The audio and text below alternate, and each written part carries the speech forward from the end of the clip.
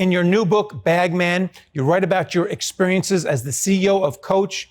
Now, you haven't been the CEO of that great brand for over 10 years. So has the statute of limitations finally passed and you can tell all your stories? I think that's the case. Many of the people that I'm writing about, unfortunately, are no longer here. What motivated me to write the book really were my children who wanted me to tell an authentic story, a real story, not just about values and leadership or building an iconic brand, but also about mental health, my fear of failure while driving for excellence, and the toll that it took upon me during my decades with Coach. Well, certainly an iconic brand that you grew, and it's a fantastic book. But let's start from the beginning. So what initially attracted you to this small leather handbag company somewhere in the garment district in the Schmada business? It was serendipitous. I was actually taking a taxi ride down from Columbia University while I was still running daycare and Head Start for the city of New York when the person I was riding with said, "What do you do for an encore?" And I said, "I think I need to make a change. I'm really looking to find a job that combines strategy and getting things done."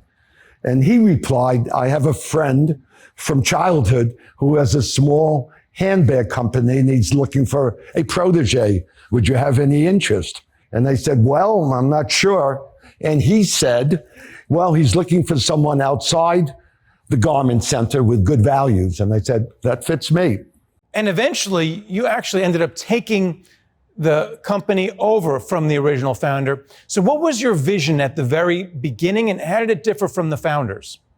The founder focused importantly on product. Product was hero, and he created a very strong and loyal following. And when I did my homework by pretending to be a Business Week reporter, interviewing buyers and merchants and specialty store owners, they said to me it had a cult following, and that intrigued me. And you grew that cult following so large that eventually you were taken over by Sara Lee, who made pantyhose and pound cake, and now they own Coach. So what was the experience like of working for a conglomerate? Because there's not too many of those out there anymore. That's true. And actually, Coach was sold by the founder to Sara Lee when we were $25 million in sales. And I joined when we were $6 million. And by that time, the channels that I started, which were catalog and Coach retail stores, represented more than 50% of the business. So you worked with the founder, and then you were working with Sara Lee, and then eventually Coach was spun off and it was a publicly traded company and you were on your own. So what did that mean for you? How much more or less difficult was it to have to report quarterly earnings and make earnings call to Wall Street every quarter? Well, Sara Lee in the early years was a very good parent because they really focused on measurable outcomes. What gets measured is more likely to get done. And they taught us financial disciplines and the importance of them. And they were a public company, so we mirrored them internally. So the disciplines were very helpful.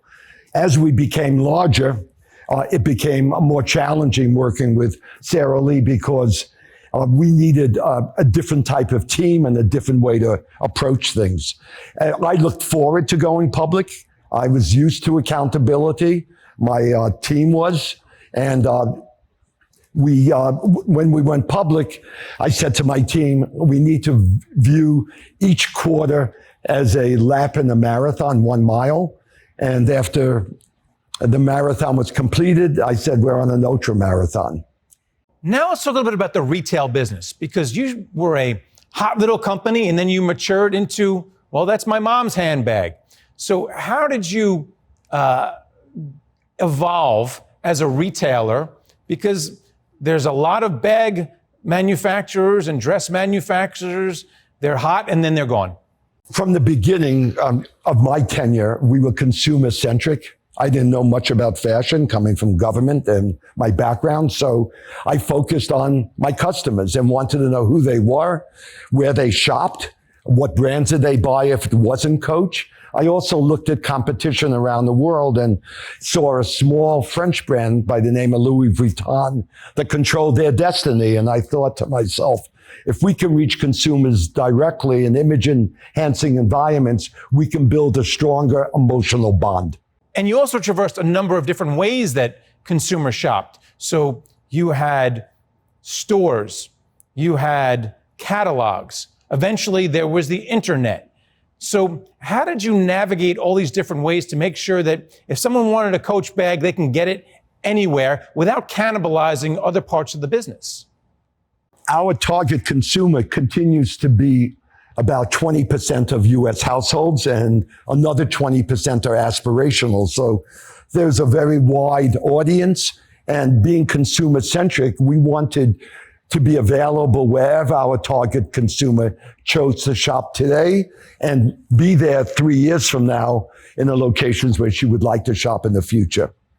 You say aspirational, but it seems like in the book, you juggle between accessibility and exclusivity. So there's somewhere you want to be in that mix. Can you talk about that? And I forget, it's something about magic in the book. It's Magic and logic. magic and logic. It still exists today at Coach, and it's the way in which the business works. And there's logic and magic and logic. And when we talk about magic, we talk about belief. We talk about belief in possibilities. We talk about curiosity. We talk about vision. We talk about reaching possibilities and being positive. When we talk about logic, we talk about analytics, measured consumer insights.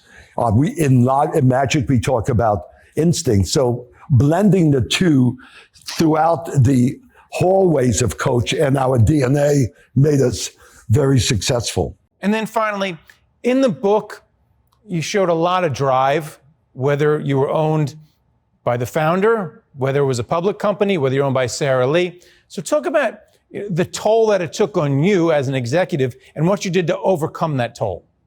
I learned over the years to listen to my body. It doesn't lie to you. And when I was feeling a lot of stress and I couldn't sleep, or I was feeling like an imposter, which occurred from time to time, or just feeling that it was overwhelming, I needed to find ways to maintain my mojo. And I believe strongly in rituals and routines, exercise, compartmentalization, looking for ways to free yourself, meditation, massage, coaching, therapy. I used all of those over the years and decades to help build my self-awareness and the way I could respond while anticipating these issues. Even the coach of Coach needs a coach. Always. Thanks a lot for coming on and talking about a great book. My pleasure.